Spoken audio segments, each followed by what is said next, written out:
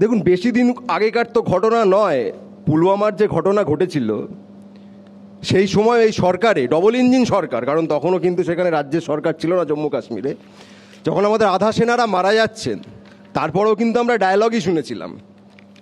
এবং আপনারা বলতে পারেন যে হ্যাঁ, তারপর তো সার্জিক্যাল স্ট্রাইক হয়েছে, যদিও সেই সার্জিক্যাল স্ট্রাইক নিয়ে তথ্য প্রমাণের প্রসঙ্গ যখনই ওঠে, আপনি বিরোধীদের কথা ছেড়ে দিন, প্রয়াত সুষমা স্বরাজ মহাশয়া তিনি বলেছিলেন যে নির্দিষ্ট কোনো প্রমাণ নেই যে কতজন মারা গেছে। যদি আমি সার্জিক্যাল স্ট্রাইক নিয়ে এই মুহূর্তে কোনো প্রসঙ্গ, কোনো প্রশ্ন, কোনো বিতর্কে যাচ্ছি না, কিন্তু পুলওয়ামায় ঠিক কি হয়েছিল, কারা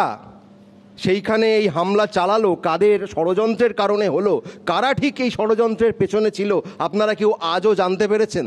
সত্যপাল মালিক, তৎকালীন যিনি গভর্নর ছিলেন, রাজ্যপাল ছিলেন, তিনি পরবর্তীতে সাক্ষাৎকারে যা যা বলেছেন, তুম চুপ রহো,